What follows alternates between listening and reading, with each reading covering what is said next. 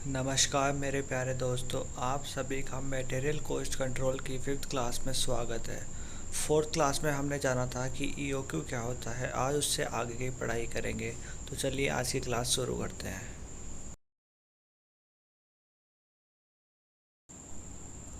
पिछली क्लास में हमने जाना था कि ईओक्यू क्या होता है और ईओक्यू के फॉर्मूले पढ़े थे। इस क्लास में ईओक्यू से रिलेटेड फॉर्मूले पढ़ेंगे, जैसे TPC, TOC, TCC, number of orders और भी काफ़ी सारे फॉर्मूले हैं। तो चलिए शुरू। सबसे पहले बात करते हैं टीपीसी यानी कि टोटल परचेजिंग कॉस्ट, यानी कि मटेरियल को ख़रीदने की कॉस्ट। टीपीसी का फॉर्मूला होता है पीपी इंटू ए। पीपी यहाँ पे परचेजिंग प्राइस है और ए है यहाँ पे एनुअल कंजम्पशन। ये सभी आपको क्वेश्चन में मिलेंगे, इनको केवल फॉर्मूला याद करना है। नंबर सेकंड पे आता है आपका नंबर ऑफ ऑर्डर्स का फॉर्मूला। इसका फॉर्मूला होता है ए अपॉन ई ओ क्यू। ए यहाँ पर एनुअल कंजम्पशन है, ई ओ क्यू आपने निकाला था तो वही फॉर्मूला यहाँ पे ई ओ क्यू का रखना है और ई ओ क्यू आ जाएगा आपका। फिर आता है आपका टीओसी, यानी कि आपकी टीओसी यानी होता है आपका operating cost. O into number of orders. Number of orders अभी अपन ने पिछले फॉर्मूले में देखा है तो वही चीज़ करनी है, सेम टू सेम फॉर्मूले आएंगे एक दूसरे से रिलेटेड। फिर आता है आपका एवरेज कैरिंग यूनिट। इसका फॉर्मूला होता है आपका ई ओ क्यू अपॉन टू। यहाँ पे टू एक फिक्स डिजिट है और ई ओ क्यू आपने पहले भी पढ़ा था, तो सभी फॉर्मूले एक दूसरे से रिलेटेड है। फिर आता है आपका टोटल कैरिंग कॉस्ट। इसका फॉर्मूला होता है सी इंटू एवरेज कैरिंग यूनिट। यहाँ पे सी का यूज है के total carrying cost per unit per annum.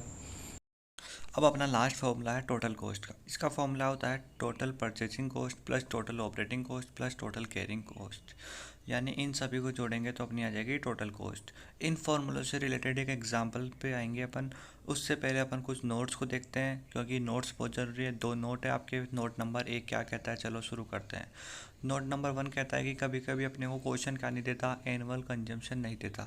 तो फिर क्वेश्चन अपने को क्या देगा, या तो मंथली कंजम्पशन देगा या फिर अपने को देगा क्वार्टरली कंजम्पशन देगा। अब ये दोनों क्या होते हैं, सबसे पहले अपन मंथली कंजम्पशन के ऊपर बात करते हैं। यहाँ पे मंथली कंजम्पशन का मतलब है कि अपने को क्वेश्चन एक महीने का कंजम्पशन दे रहा है, तो उसको अपन 12 महीने का निकाल लेंगे तो एनुअल कंजम्पशन आ जाएगा। हमने क्या फॉर्मूला बनाया कि एनुअल कंजम्पशन बराबर मंथली कंजम्पशन मल्टीप्लाई 12। चलो एक एग्जांपल से समझते हैं इसको। एग्जांपल क्या बोलता है कि मंथली कंजम्पशन है आपका 1500 यूनिट, तो एनुअल कंजम्पशन निकालो। तो 1500 मंथली है, मल्टीप्लाई कर देंगे 12 से। 1500 एक महीने का है तो 12 महीने का निकाल लेंगे तो 18,000 आपके क्या आ जाएंगे, एनुअल कंजम्पशन आ जाएंगे। फिर सेकंड पॉइंट आता है अपना क्वार्टरली कंजम्पशन क्या होता है। तो टोटल जो क्वार्टर होते हैं ना एक साल में, टोटल होते हैं 4, यानी 3 3 महीने का एक क्वार्टर होता है। तो पहले में 3 महीने कवर हो गए, दूसरे में 6, फिर 9, फिर 12।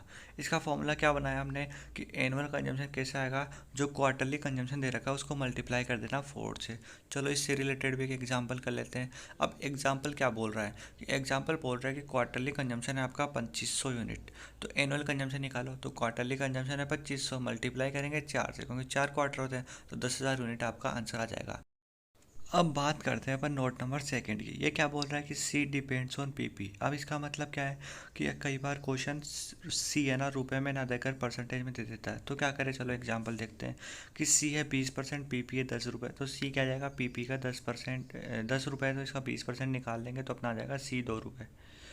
अब देखो, एक जो भी अपन ने फॉर्मूले पढ़े उनसे रिलेटेड एक क्या है, पूरा है। तो अपन ये जो चार सात के साथ फॉर्मूला याद किए थे ना स्टार्टिंग में, उन फॉर्मूलों से रिलेटेड एक एग्जांपल है। तो चलो शुरू करते हैं। क्या क्या दे रखा है ये अपन ने देख लिया। सबसे पहले इसने पूछा ई ओ क्यू याद करो। तो ई ओ क्यू का फॉर्मूला होता है √2 AO/C। अब यहाँ पे जो जो चीज़ें पूछ रहा है वो सब रख देंगे। अब मैंने बोला था सी डिपेंड्स ऑन पीपी, तो ये वर्किंग नोट नंबर फर्स्ट में दिखा दिया। आपको इसको वर्किंग नोट को लास्ट में बनाना है। फिर सेकंड चीज़ पे इसने पूछा टोटल परचेजिंग कॉस्ट, तो इसका फॉर्मूला लिखा। जो जो चीज़ें अपने को क्वेश्चन में गिवन थी उसको एज इट इज़ लिख दिया, आपके आंसर आ गए 19,200 रुपये। फिर थर्ड नंबर पे क्या पूछा क्वेश्चन ने, थर्ड नंबर पे क्वेश्चन ने पूछा नंबर ऑफ ऑर्डर्स। इसका फॉर्मूला हुआ ए अपॉन ई ओ क्यू, तो सेम एज चीज़ यहाँ पे लिखा 4 यूनिट्स आपका आंसर आ जाएगा।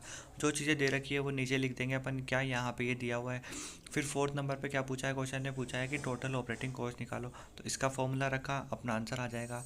सारी चीज़ें एक दूसरे से रिलेटेड है, केवल आपको फॉर्मूले याद होने चाहिए और आप ये कर लोगे। बुक का क्वेश्चन करेंगे नेक्स्ट क्लास से, इसमें आपको केवल एक एग्जांपल बताया है। फिर इसने पूछा है एवरेज कैरिंग यूनिट, तो इसका फॉर्मूला हो जाएगा ई ओ क्यू अपॉन 2 और 400 यूनिट्स आपका आंसर आ जाएगा। कैसे किया आप लोगों को अब आ गया होगा। इसको खुद करने की कोशिश करना और अच्छे से आ जाएगा। फिर लास्ट में इसने पूछा है 6 पॉइंट पे टोटल कैरिंग कॉस्ट, इसका फॉर्मूला लिखा। अब जो जो चीज़ें दे रखी थी वो सब चीज़ें लिखी और ये आ गया अपने 600 रुपये, आंसर आ गया। लास्ट चीज़ इसने क्या पूछी, टोटल कॉस्ट। टोटल कॉस्ट का फॉर्मूला होता है सब कुछ जोड़ना, तो अपन ने जोड़ा टोटल परचेजिंग कॉस्ट को, टोटल ऑपरेटिंग कॉस्ट को, टोटल कैरिंग कॉस्ट को, तो अपना आंसर आ गया 20,400 रुपये। इन फॉर्मूलों की एक खासियत है कि सारी चीज़ें एक दूसरे से रिलेटेड है, तो आप फॉर्मूला याद कीजिए। नेक्स्ट क्लास में मिलते हैं अपन बुक के क्वेश्चनों के साथ। तो चलिए।